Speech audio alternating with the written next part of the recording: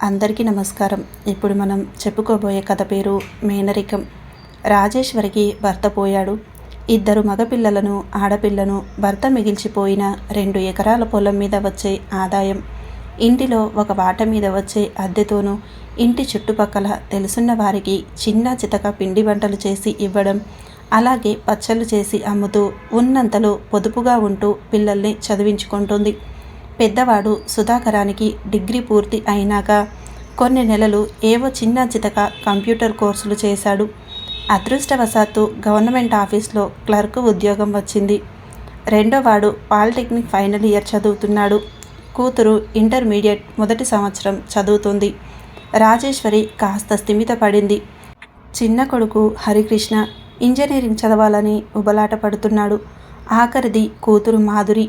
కనీసం డిగ్రీ అయినా చదివించి మంచి సంబంధం చూసి పెళ్లి చేయాలని అనుకుంటోంది. సుధాకర్కి ఉద్యోగం వచ్చాక ఆవిడ ఆశలు, కోరికలు అన్నీ సుధాకర్ మీదే పెట్టుకుంది. అయినా ఆవిడ తన పనులను ఎప్పటికీ చేసుకుంటూ ఉన్నంతలో పొదుపుగా ఉంటుంది. సుధాకర్ మొదటి నెల జీతం అందుకున్నాడు. ఆ రోజు రాత్రి భోజనం వడ్డిస్తూ రాజలక్ష్మి సుధాకర్తో, నాన్న సుధా, నీకు వచ్చే ప్రతి నెల జీతంలో నీ అవసరాలకు కొంత డబ్బు ఉంచుకొని మిగతాది బ్యాంకులో వేయి. హరి చదువు, మాధురి పెళ్ళి మన ముందు ఉన్న పెద్ద సమస్యలు. ఒక 4-5 సంవత్సరాలు జాగ్రత్తగా ఉంటే హరి కూడా ఉద్యోగం వచ్చి స్థిరపడతాడు. మాధురికి కూడా డిగ్రీ పూర్తి అవుతుంది. ఏదైనా సంబంధం చూసి పెళ్లి చెయ్యొచ్చు. అమ్మా, ఈ నెల జీతంలో నాకు కావలసిన బట్టలు, షూస్ కొనుక్కోగా ఒక 5,000 మాత్రమే మిగిలాయి.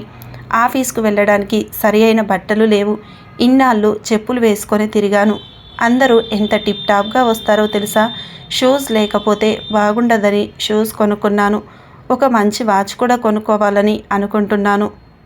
సుధాకర్ మాటలకు ఆవిడ తెల్లబోయింది. ఆ క్షణం జీతం అందుకోగానే, అమ్మ, జీతం అందుకున్నాను, నేను బట్టలు అవి ఇవి కొనుక్కోవాలనుకుంటున్నానని ఒక్క మాట తనతో ముందు చెప్పకుండా అన్నీ కొనేసుకున్నాక తనతో చెప్పడం ఆవిడ మనసుకు చివుక్కుమనిపించింది. హరికి, మాధురికి కూడా ఏమైనా కొని ఉంటే బాగుండేది కదా అని మనసుకి అనిపించిన క్షణంలో తేరుకుంటూ, పోనీలే సుధా, ఆఫీస్కు వెళ్ళేవాడివి, నలుగురిలో నీట్గా ఉండకపోతే ఎలాగా, మంచి పని చేశావంటూ కొడుకుతో అంది. ఆ తర్వాత నెల జీతం అందుకున్నాక తల్లితో అన్నాడు, అమ్మా, ఆఫీస్కు వెళ్ళడానికి బైక్ కొనుక్కోవాలనుకుంటున్నానని, వాయిదాల పద్ధతిలో కొనబోతున్నానని, తర్వాత ఇంట్లో సరైన ఫర్నిచర్ లేదని, స్నేహితులు వస్తే బాగుండదంటూ కుర్చీలు, టీవీ కొన్నాడు. రాజలక్ష్మి ఏమీ మాట్లాడలేకపోయింది. ఆవిడ ఆలోచనలు వేరు. సుధాకర్ జీతాన్ని దాచిపెడితే రేపు కూతురు పెళ్లి ఖర్చులకు అక్కరకు వస్తాయని. కానీ సుధాకర్ ఉద్యోగం వచ్చాక అతని మనస్తత్వం పూర్తిగా మారిపోయింది. నా సంపాదన అనే స్వార్థం అతనిలో నెమ్మదిగా కలగనారంభించింది. తల్లికి చెప్పకుండా ఆఫీస్ కోఆపరేటివ్ హౌసింగ్ సొసైటీలో మెంబర్గా చేరి 300 గజాల స్థలం వాయిదా పద్ధతిలో కొన్నాడు. సుధాకర్ ఉద్యోగంలో చేరి 2 సంవత్సరాల కాలం పూర్తి అయ్యింది. హరికృష్ణ పాలిటెక్నిక్ పూర్తి చేశాడు. ఇంజనీరింగ్ ఎంట్రన్స్ రాస్తానన్నయ్య అని సుధాకర్తో అంటే, ఇంజనీరింగ్ కాలేజ్ ఫీజులవి కట్టడం కష్టమని, ఏదైనా ఉద్యోగం సంపాదించుకొని పార్ట్ టైం చదవమని చెప్పాడు. అన్నయ్య మాటలకు హరికృష్ణ కిన్నుడైనాడు. మాధురి డిగ్రీలో చేరింది. అది డిగ్రీ చదవకపోతేనేం అని ఎగిరాడు సుధాకర్. కానీ రాజలక్ష్మి గట్టిగా చెప్పింది, డిగ్రీ అయినా లేకపోతే దానికి పెళ్లి సంబంధాలు రావడం కష్టమని. ఇంకేమీ మాట్లాడలేక ఊరుకున్నాడు. చాలా కాలం తర్వాత రాజలక్ష్మి పెద్ద అన్న రాజలక్ష్మిని చూడడానికి వచ్చాడు. రాజలక్ష్మి అన్నను చూసి ఆశ్చర్యపోయింది. భర్త చనిపోయాక చుట్టపు చూపుగా వచ్చి పలకరించి వెళ్ళిపోయాడు. ఇన్ని సంవత్సరాలకు మరల వచ్చాడు. చాలాసేపు మాటలు మాట్లాడుకున్నాక తన కూతురు భ్రమరాంబను సుధాకరానికి చేసుకోమని అడిగాడు. రాజేశ్వరికి అన్నగారి రాకకు కారణం ఇదా అనుకొని ఆశ్చర్యపోయింది.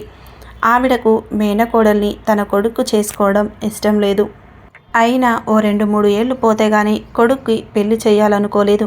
చిన్నవాడికి ఏదైనా ఉద్యోగం, అలాగే మాధురికి డిగ్రీ పూర్తి అయితే గానీ సుధాకర్కి పెళ్లి చేసే తలంపులో లేదు.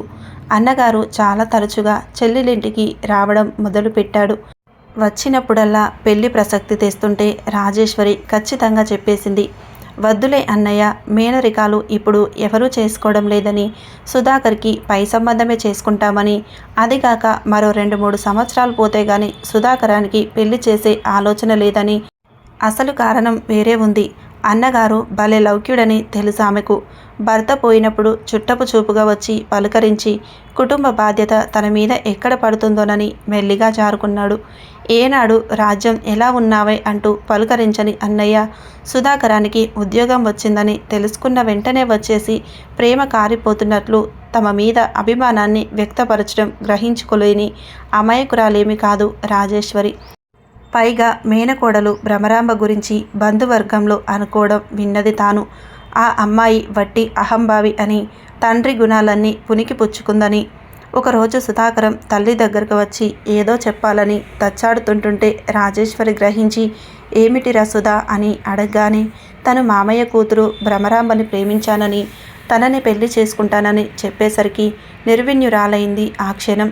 సుధాకరానికి ఆవిడ ఏమీ జవాబివ్వలేదు. అయినా ఏమని సమాధానమిస్తుంది? అన్ని వాడే నిర్ణయించుకున్న తర్వాత తనతో చెబుతాడు. ఇలాంటి పరిస్థితులను ఎన్నోసార్లు చెప్పింది వాడికి. చెల్లెలి పెళ్లి ముఖ్యమని కూడా చెప్పింది. అయినా కూడా సుధాకర్ బాధ్యతారహితంగా ప్రవర్తిస్తుంటే తనేమి అనగలదు? తనకు నచ్చనివన్నీ జరిగిపోతున్నాయి. మేనకోడల్ని తన కొడుకు చేసుకోవడం ససేమిరా ఇష్టం లేదు. ఆ తర్వాత రాజేశ్వరి అక్కలు, చెల్లెలు, మరో అన్నయ్య, మిగతా దగ్గర బంధువులందరూ ఏకమై రాజేశ్వరి ఇంటికి వచ్చి మరీ ఒప్పించే ప్రయత్నం చేశారు. మేనకోడలు పైగా నీ ఇంటి కష్టసుఖాలను తెలుసున్న పిల్లను చేసుకుంటే నీ కుటుంబానికి చేదోడు వాదోడుగా సహకరిస్తుందని, పైగా బాబామరదళ్ళు ఒకరినొకరు ప్రేమించుకున్నారని, జంట బాగుందని మరీ ఒప్పించారు. తన ఇష్టంతో ప్రమేయం లేకుండానే వారిరువురి పెళ్లి జరిగిపోయింది. పాపం రాజేశ్వరి ఆశించింది వేరు. తనక ఆ పొలం తప్పించితే మరో ఆధారం లేదు.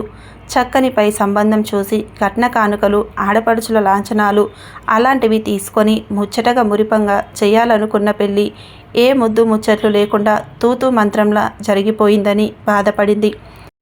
కానీ దైవ ఘటన అలా ఉంటే తానేమి చేయగలననుకుంది. పెళ్ళైన 4 నెలలకే సుధాకరానికి రాజమండ్రి నుండి నెల్లూరుకి ట్రాన్స్ఫర్ అయిపోయింది. అందరూ ఒక చోట ఉంటే ఇంటి ఖర్చులు కలిసి వస్తాయని, కొడుకు కోడలు సంసార బాధ్యత తీసుకుంటే తాను కాస్త సేద తీర్చుకోవచ్చని ఆశించిన రాజేశ్వరికి కొడుకు బదిలీ అయి వెళ్ళిపోవడం ఆశనిపాతంలో తోచింది. ప్రతి నెల ఇంటి అవసరాలకు కాస్త డబ్బు పంపిస్తూ ఉంటానని తల్లితో అనునయంగా చెప్పిన సుధాకర్ నెల్లూరు వెళ్ళగానే ఆ మాట పూర్తిగా మరచిపోయాడు. అసలు సుధాకరాన్ని మేనకోడలు భ్రమరతో కలిపి ప్రేమకు బీజం వేసి నారు పోసింది అన్నగారేనని రాజేశ్వరికి తెలీదు. 1-2 సార్లు కావాలని రాజేశ్వరి అన్నగారు సుధాకరాన్ని సరదాగా తన ఊరికి తీసుకువెళ్ళడం, కూతురు భ్రమరని అతనితో సన్నిహితంగా మెలగనివ్వడం, ఒకరి అడ్రస్లు మరొకరికి ఇప్పించి ప్రేమలేఖలు వ్రాసుకునేలా చేయడం, ఇలా ఎన్నో అన్నగారి ప్రోత్సాహం మీద నడిచిపోయాయి.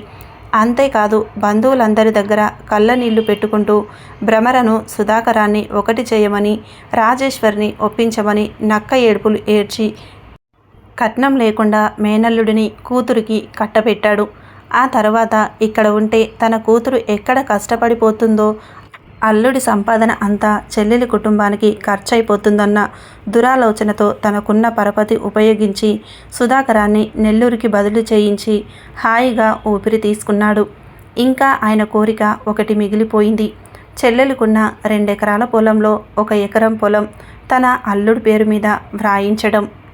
పాపం రాజేశ్వరికి తెర వెనుక నిలబడి అన్నగారు నడిపించిన నాటకం గురించి తెలీదు. తెలిస్తే పాపం ఆవిడ గుండె ఆగిపోదు. యథాప్రకారం ఆవిడ కష్టాలు ఆవిడను వెన్నాడుతూనే ఉన్నాయి. చూశారు కదా అండి. ఈ కథ నచ్చితే ఒక్క లైక్ చేయండి. కొత్తగా ఎవరైనా చూస్తున్నట్లయితే ఛానల్ సబ్స్క్రైబ్ చేసుకోండి. Thank you for watching.